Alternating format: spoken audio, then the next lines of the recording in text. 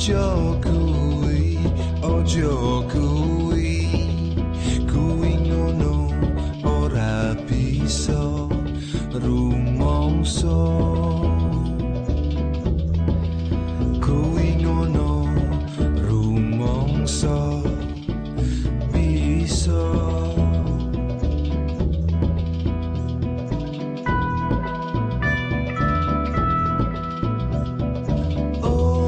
Ojo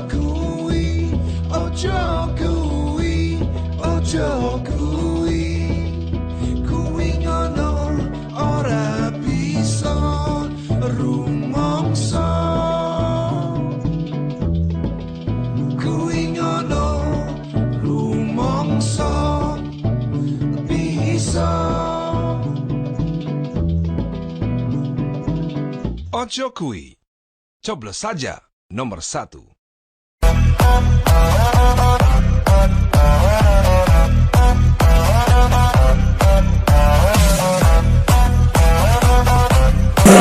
Dan para pendamping kembali. Yang terhormat Menteri Hukum dan Hak Asasi Manusia Indonesia Bapak Yasona Laoly, yang terhormat para pimpinan tinggi media, staf khusus Menteri, para pimpinan tinggi Pratama di lingkungan Kementerian Hukum dan HAM, yang terhormat Pak Sekda Provinsi DKI Jakarta dan jajarannya, cepat lengkap banyak banget soalnya. Yang terhormat Kepala Kantor Wilayah Kemenkumham HAM Provinsi DKI, Bapak Dalan dan jajaran juga Pak. Oh ya, Pak Dalan. Oh iya, salah loh. Tadi Pak Endang. Nah ini nyontek tuh begitu tuh.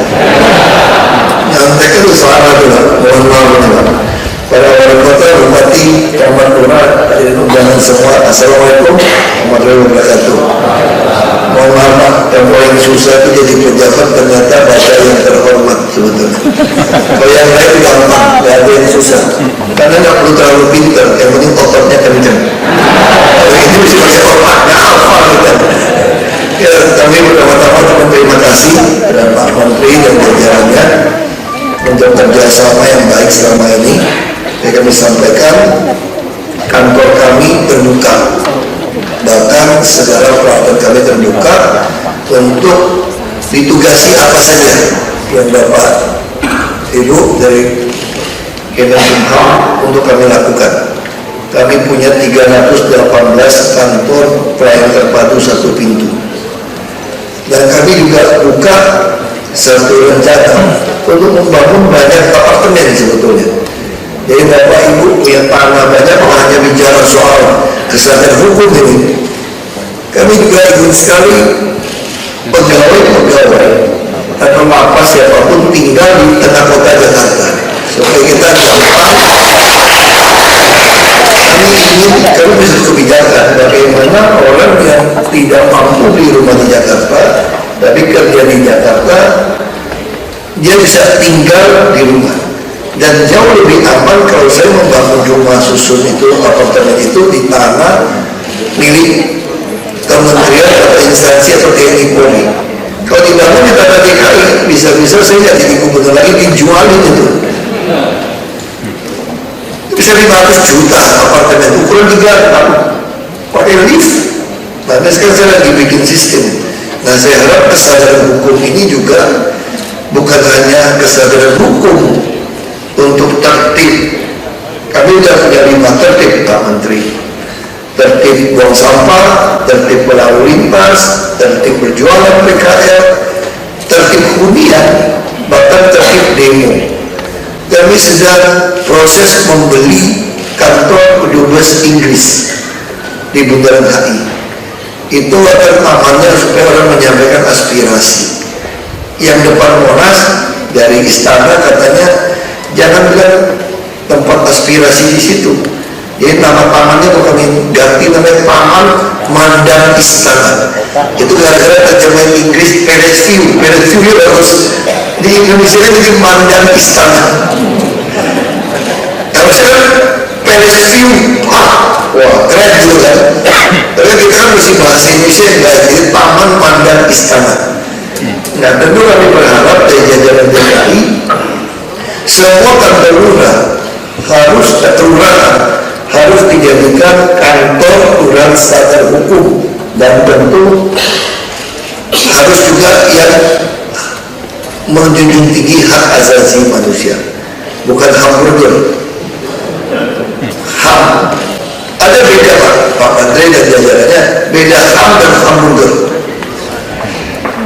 Kalau saya memindahkan orang yang menduduki sungai, membuat rumah disewain, membuat reklamasi ilegal di sungai-sungai, waktu kami melakukan normalisasi memindahkan ke rusun sekelas apartemen, itu disebut oleh aktivis itu melanggar HAM, itu jenis hamburger.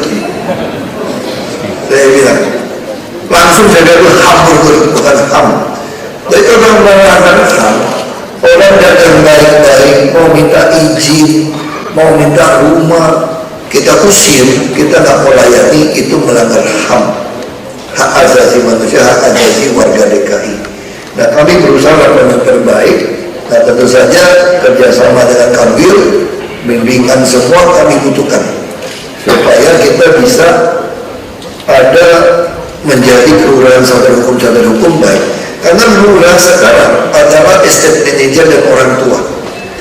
Orang tua juga berarti mengajari untuk sadar hukum.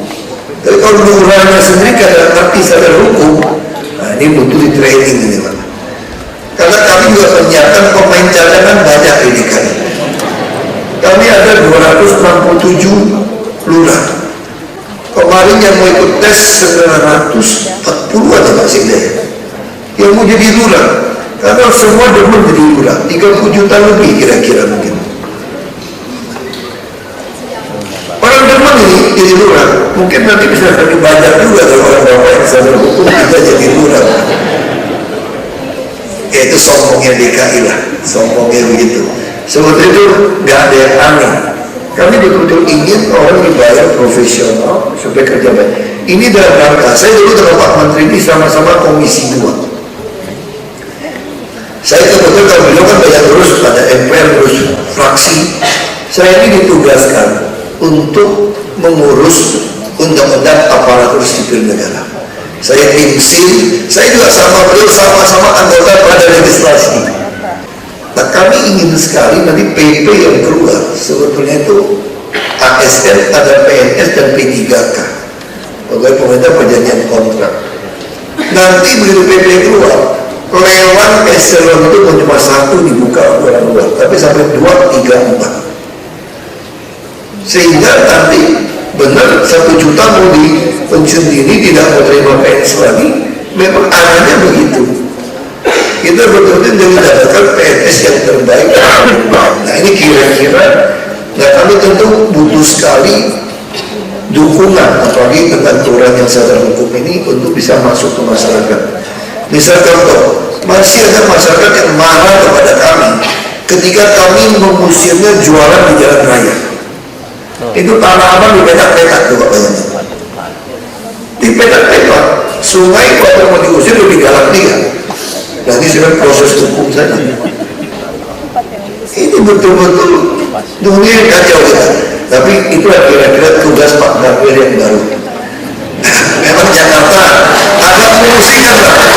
Nah, saya akhiri saja, minimal saya katakan di Jakarta jadi gubernur muda Pak. Urusan hukum suruh Pak Kanwil, betul nggak? Mau tahu jalan panggil Menteri PU. Jadi gubernur DKI hanya memperkuat otot jantung, otot saraf, otot kaki, otot tangan, itu saja sebetulnya. Jadi sekali lagi Bapak Ibu, kami siap ditugaskan untuk melaksanakan tupoksi atau semua visi misi Jakarta. Biarkan kami siap jadi model, jadi etalase untuk mempertontonkan sebuah proses transformasi kesadaran hukum di seluruh Indonesia. Terima kasih.